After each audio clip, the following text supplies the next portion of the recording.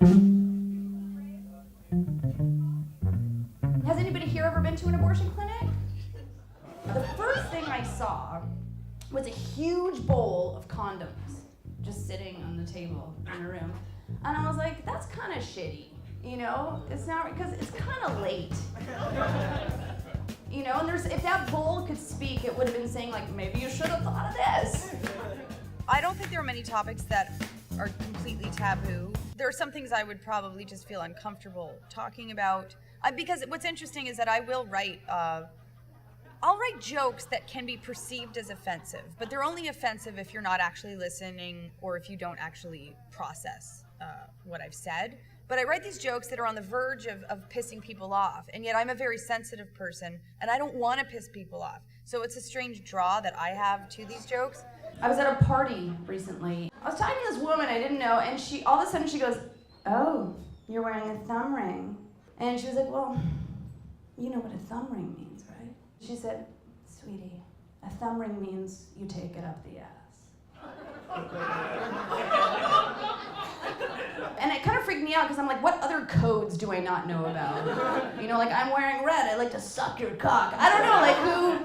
That would be fine. But I think that audiences don't immediately respect female comedians as they do with men. I think there are context differences. I think, for instance, I'm considered, or a lot of women are considered dirtier than a male comic might be considered. Like they could say the same joke, but in the context of a woman, it seems dirtier. I guess in my world, I don't think that wearing a ring on your thumb is the best way to show that you take it up the bum. You know, I think the best way to show that you take it up the ass, bear with me, is to let someone put their penis in your asshole.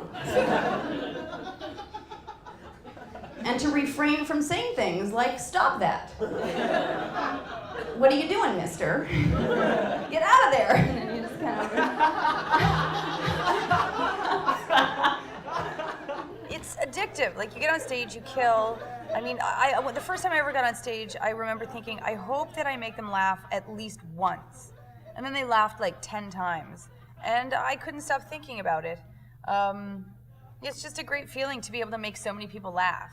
Have you guys noticed that the new way to tell people that you're pregnant is to make your Facebook profile picture a picture of your ultrasound? And I think people can identify with me because I think there's something real about what I'm saying. Like I think that when you leave a show that I performed at, you might feel like you kind of know me a little bit. I think when I get pregnant, I'm gonna mix things up, you know, and just put a picture of the broken condom. I do have a joke, which is probably one of my top 5 favorites, and one of my oldest jokes, and it's about how I was watching the Wheel of Fortune one day.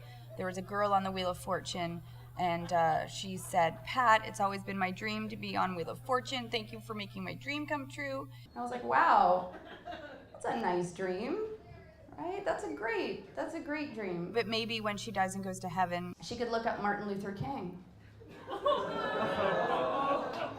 They could talk about the dreams they had while they were on Earth. And she would be like, "Oh, yours was a good one." But mine came true. Okay. I'm Rebecca Kohler. Thank you very much. Have a good night. I was thinking about how there are no other professions where you say female before the name of the profession, except maybe like female impersonator. But female comic, there's no female doctors or female lawyers, you know? So there's definitely, I think it's still like pretty much a boys' club, and I think it can be good because there are less women that do stand up. I think when you're a woman and you get on stage, the audience is trying to lose perceptions about you that they think they've already made, whereas if you're a man, it's just like, oh, he's gonna say something funny.